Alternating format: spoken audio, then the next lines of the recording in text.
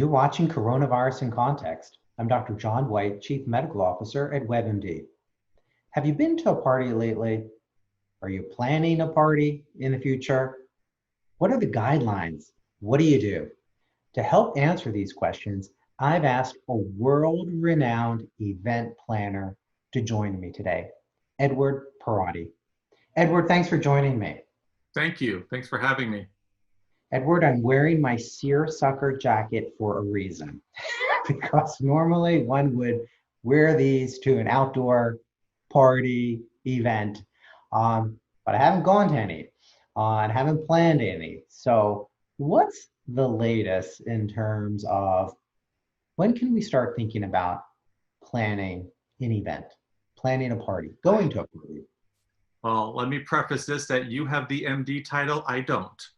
So I'm definitely gonna, and how I've been operating is based off of all the facts that I've been reading and having been put in front of me. So with that said, my little disclaimer here, honestly, I would say now. It's the size of the event that you're doing, right? I think it comes down to, at this point, common sense. None of us are gonna have a large event, not now. Probably not for a while, right? We still need to be very cautious of the large groups. But what's a large group? What are you considering large? At this point, I'm going to consider 20 people probably the largest. Just, and once again, everybody has their own opinion based off of what they're reading. I'm strictly guiding everybody that I work with to err on the side of safe versus what they think. Right? The facts need to drive the decision in regards to this. So I still, like I said, I still think they need to start planning them now. We're talking about 4 months of people being Zoomed and Skyped and FaceTimed out. We are not, by design, digital beings, right? We are meant to be together. We are meant to physically come together, celebrate communities, feel each other's presence, and just feed off of that energy. So definitely start now. I'm glad you're wearing this seersucker. I've got my little Palm Springs thing ready to go because I'm going to run away soon. Well, how do you guide people in their decision making? So, we all know people that have postponed a wedding or scaled it down dramatically.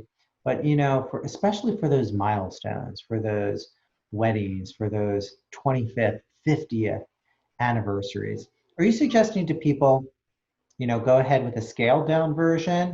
Or are you saying, you know what, make it big with a bang, but you might have to wait a year or so to do it? It really depends on what it is, right? I'm not going to talk to any of my clients or anybody with the notion of everything's fine and dandy, right? And this isn't about revenue making. This is about still people being able to celebrate, but being safe about it. The last thing I want and need is somebody telling me that somebody got sick at an event that I designed for them, right? So how do you guide them in there? So they come to you and they want to plan something. How do you help them think through the process? It's rough. I mean, it truly is rough because they're coming in with an emotional feeling of what they want to do. So there's always been a joke that part of my job is babysitting and part of my job is psychology. So, it's being able to read the room and see what they want to do.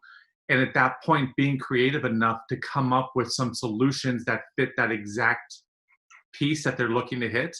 And at the end of the day, they want a moment to remember. So knowing that we can't do big right now, and if right now is the priority for them, okay, so let's take the big conversation off the table. You can't have it, right? There has to be a frankness at this point to people, right? If you want a big one and you're willing to wait, fantastic. Let's talk about it. I mean, I've got programs for later next fall around, 3 locations around the world that we're engaging and we're talking about and we're starting to plan for. But a year from now, we're talking a year from now. I have an event coming up in August where we had to have the talk of not going to be live, We have to figure out a creative solution to use technology as our friend. And what still are some of create. those solutions? I'm sure folks are wondering, okay, Edward, what did you do to help make it a memorable event? So one of them actually came from my in-laws are in Florida and my husband's siblings are in Michigan. So we don't, Christmas is every other year together because we juggle family like every other, right? We juggle families and all that fun stuff. But Mother's Day came around and there, I just kept thinking, okay, I know she's going to be sad because she can't see anybody. She can't go out to her church group. She can't do any of that stuff. So why don't we just create a virtual Mother's Day? And so my husband was like, all right, we can set up a Zoom. I'm like, no, let's take it one step further.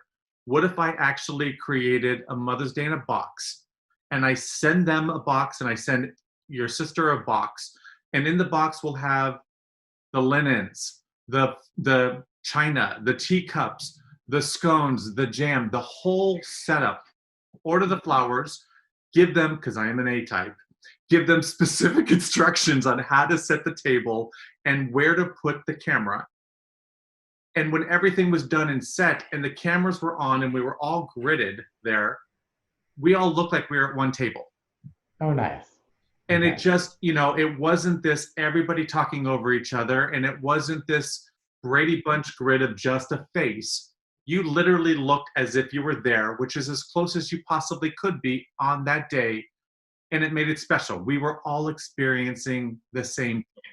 And I think that's key, is how do you make that moment connect to every person that you want and find those little nuggets of how you can do it, right? How do you, can you do a hybrid?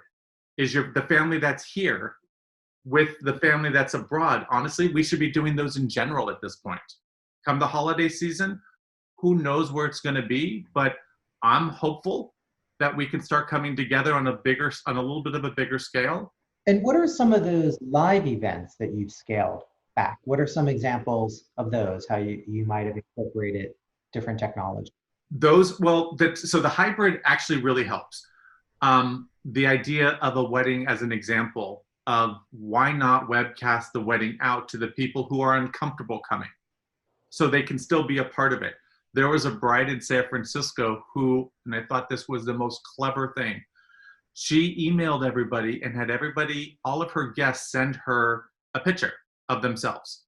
She had them blown up and she had them all put in the pews in the space where they would have sat in the church. I'm sitting here and I'm watching the wedding and I see myself.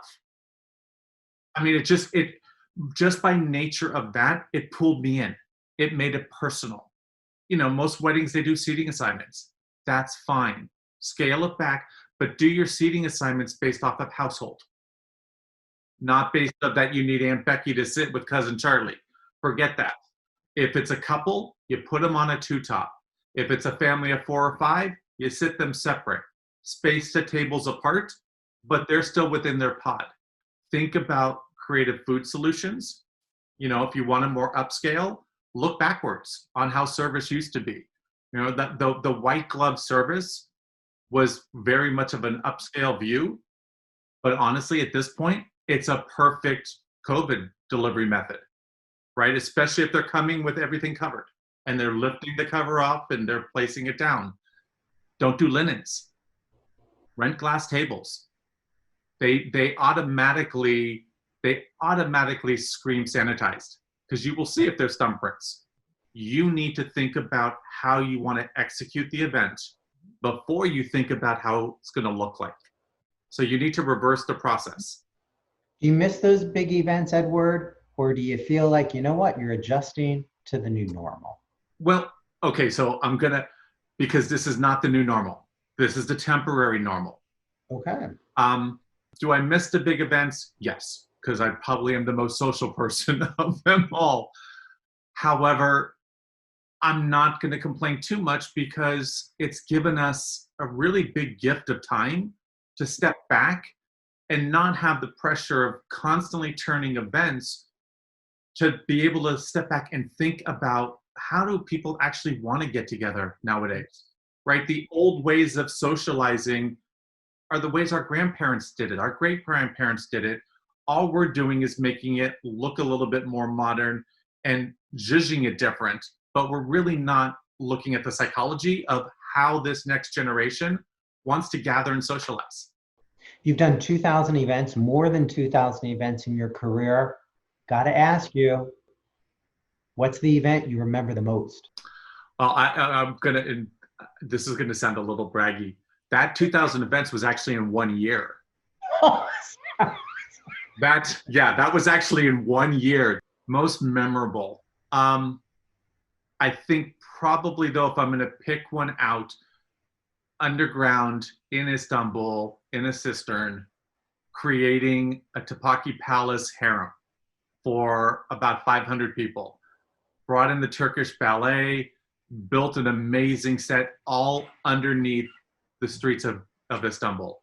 Well, this is going to be another conversation, including how you did 2,000 events in 1 year. I apologize for miscalculating that. It didn't make sense to me, but we'll talk about that another time. And I want to thank you for your advice and your insight and your tips on how people can still have an event in this transitional time. And I look forward to talking to you again. Thank you, Edward. Thank you. Love it. Have a good weekend. And thank you for watching Coronavirus in Context.